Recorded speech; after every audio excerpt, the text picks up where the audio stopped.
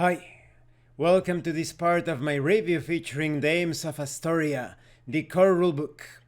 If you haven't seen the other parts of my review, featuring this tabletop RPG, where you play as monster girls, having all sorts of adventures in a world that doesn't fully accept them, please check out the playlist in the description below. This time we are going to start with the demi-fauna races. In this particular video, we are going to take a look at the Arachne, the Canids and the Felinids, as well as the Centaurs. The variations of demi-fauna are as numerous as there are stars in the sky. However, due to the events of the Slime Mimic War, 6 races stand more recognized and more numerous than their sisters. When it comes to the Arachne, they are a race of part spider, part human demi-fauna. These demi-fauna oftentimes see themselves on the receiving end of much hate and malice, being considered grotesque monsters by humans as well as many demi-fauna. Until recently, the Arachne have never been a nation in the terms they are today with the Cant Empire. They were once individual communities united under the Arthron Empire, ruled by the great queen, Arthrone. The Arachne of today were part of the group of warriors that got split during the final battle in the War of Dethronement, and had to deal with the ensuing chaos. They were separated from their demi-fauna allies and the queen, to whom they had all their futures invested. However, their allies and queen were dead. To survive, they made isolated bands that learned from first-hand experience that the coming troubles were only getting worse. By using their natural survival skill, they overcame each challenge and stayed out of sight of others for their own sake. When it comes to the Canids and the Felinids, the tale of the members of canine and feline demi-fauna, called Canids and Felinids respectively, is an oddity. During the millennium of creation, many were friends with humans.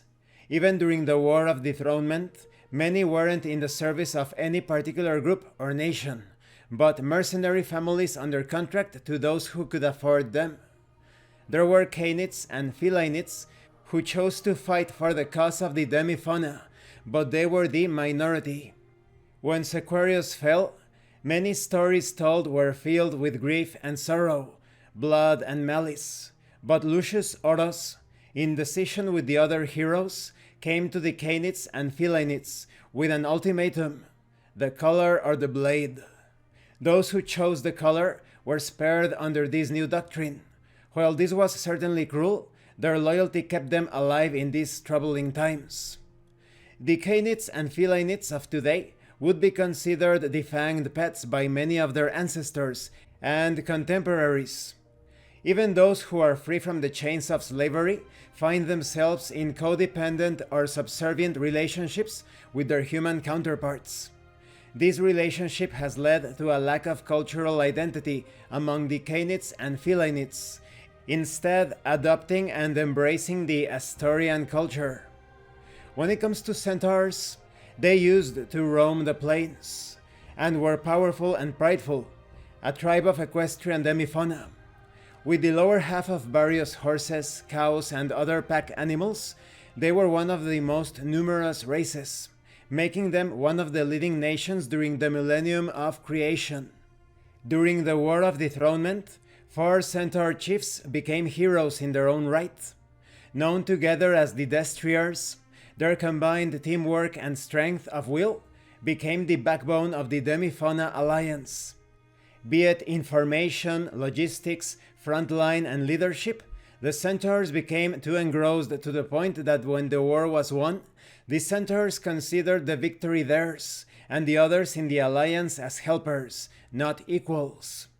With the folly of the Centaurs realized too late, the Centaur people were forced to bow down to the humans or go extinct. Fearing the worst for their people, the surviving Centaur chiefs decided to bend the knee and subjugate their people into a life of servitude as mere pack animals.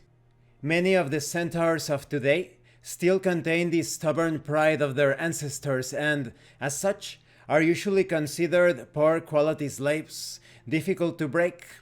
A broken Centaur slave is considered to be a treasure, worth many small fortunes, as the Centaur people are extremely durable and hard-working. And when it comes to the majority of free Centaurs, they usually work as merchants. And this concludes this part of the review. In the next part we are going to continue with the rest of the demi-fauna races. When it comes to the Arachne, it makes sense that they have that intimidation aspect to them because they look quite monstrous for the average demi-fauna and human, but they are also quite resilient because of all of the hardships they have undergone. So I think they are one of my favorite races in this game. When it comes to the Canids and the Felinids, they seem to be constantly searching for an identity since they have been domesticated, to put it gently.